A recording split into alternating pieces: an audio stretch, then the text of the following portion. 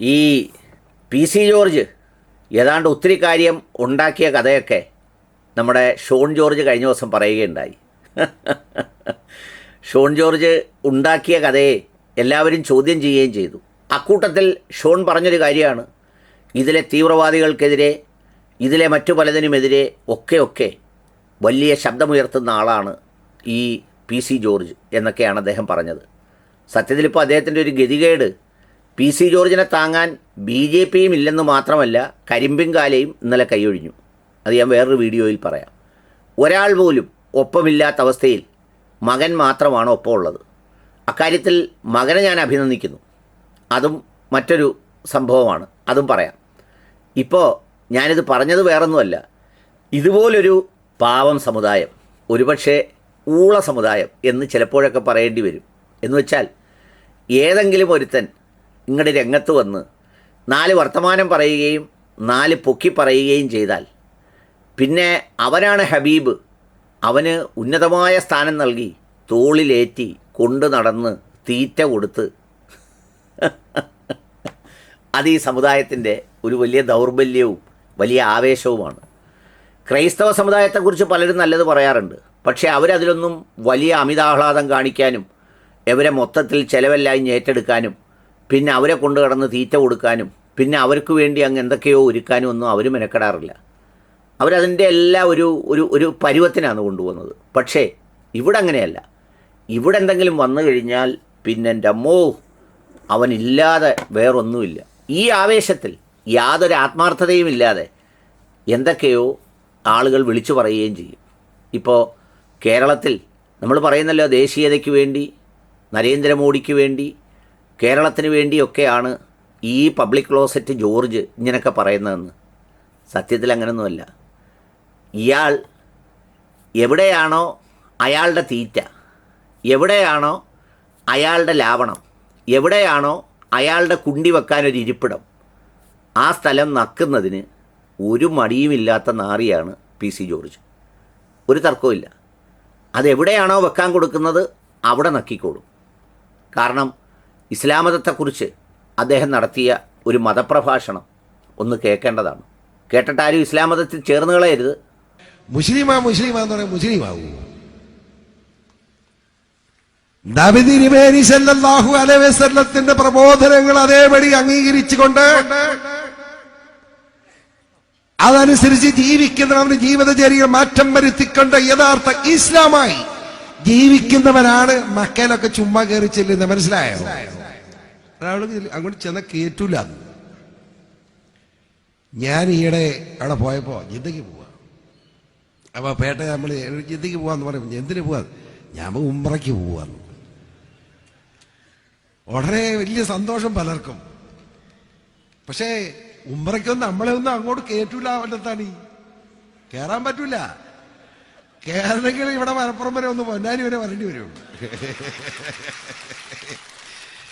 ഞാൻ അതറിയില്ലാത്ത മുസ്ലിങ്ങളുണ്ട്, ഒന്ന് ആലോചിച്ചു.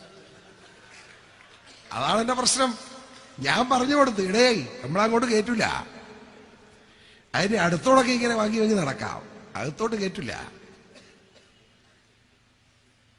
ഞാൻ ഇസ്ലാം മതവിശ്വാസത്തെ പറ്റി പറയുമ്പോൾ വർഗീയത പറയുകയല്ല, തെറ്റിദ്ധരിക്കരുത്.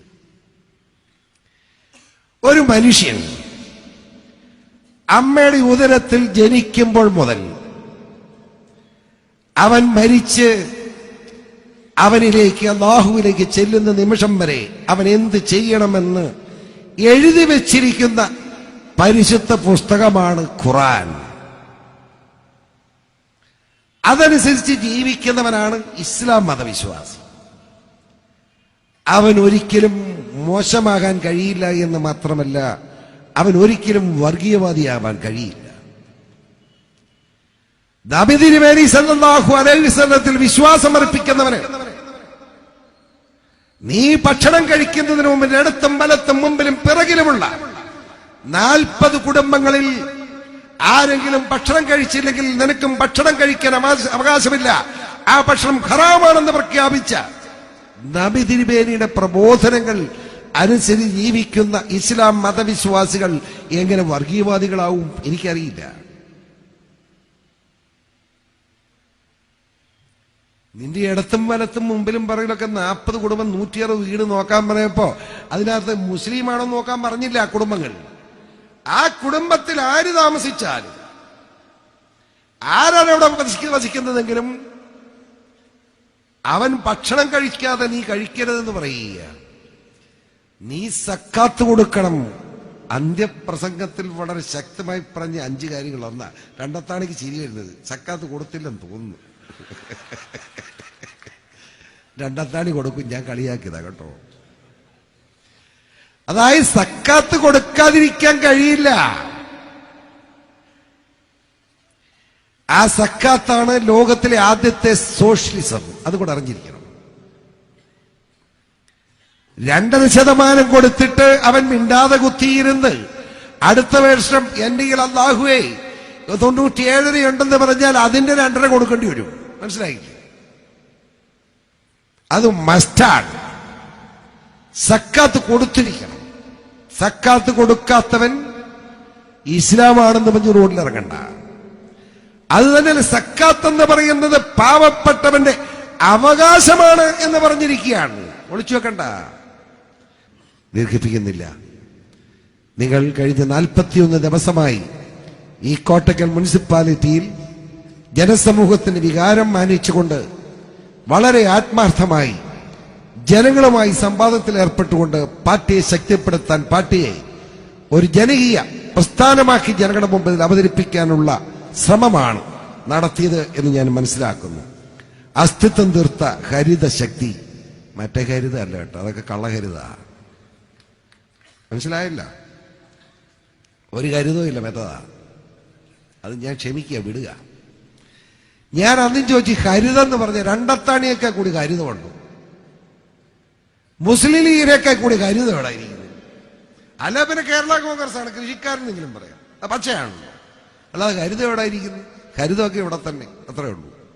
ആ ഹരിത ശക്തി നല്ലവരായി നിങ്ങൾ 41 ദിവസം നിങ്ങളെ ഞാൻ അഭിനന്ദിക്കുന്നു. അതുപോലെ തന്നെ മുസ്ലിം ലീഗ് എന്ന രാഷ്ട്രീയ പ്രസ്ഥാനത്തിന്റെ മേൽ ചെളി വന്ന് തെറിച്ചു വീഴുമ്പോ അതിനെ തടഞ്ഞു നിർത്തിക്കൊണ്ട് അതിന്റെ മഹത്വം ജനങ്ങളുടെ മുമ്പിൽ അവതരിപ്പിക്കാൻ യൂത്ത് ലീഗിന്റെ നേതാക്കന്മാരും പ്രവർത്തകരും നടത്തുന്ന ശ്രമം ഞാൻ വളരെ ആത്മാർത്ഥമായി നോക്കിക്കാണുന്നു. ഇന്നും യൂത്ത് ലീഗിന്റെ പ്രവർത്തകരുടെ ആത്മാർത്ഥമായ പ്രവർത്തനങ്ങളാണ് ഈ സമ്മേളനം എന്നെനിക്കറിയാം. അതുകൊണ്ട് തന്നെയാണ് വന്നത്. ഉണ്ടോ? യവനാണ് നല്ല ഒന്നാം തരം ഓന്ത്. യവനും പൊക്കി നടന്നുകൊണ്ട് തീറ്റി കൊടുത്ത് വോട്ടും കൊടുത്ത് ചുമന്നുകൊണ്ട് നടന്ന് വേദിയിൽ കയറ്റി. ഇപ്പം നമ്മുടെ SDP ഇടയ്ക്കിടയ്ക്ക് ലീഗുകാരോട് ചോദിക്കും, മറ്റേത് കണ്ടോ, BJP കയറ്റിയത് കണ്ടോ, അവരെ കയറ്റിയത് ശരിയാണോ, BJP നേതാക്കളെ വിളിച്ചത് ശരിയാണോ? അതിലൊക്കെ പിന്നെയും ഒരു അന്തസ്സുണ്ട്. അതിൽ നിലനിർത്തിക്കൊണ്ടാണല്ലോ, അല്ലെങ്കിൽ അങ്ങനെയാണെന്ന് പറഞ്ഞു തന്നെയാണല്ലോ സ്വീകരിക്കുന്നത്. ഇതങ്ങനെയല്ലല്ലോ. യവൻ ആരായിരുന്നു, യവൻ എന്തായിരുന്നു, ഫാത്തിഹ ഓതൽ, അതിൻ്റെ അപ്പുറത്തെ മറ്റേത് മറിച്ചേത് ഒന്ന് ആലോചിച്ച് നോക്കും. കഷ്ടം.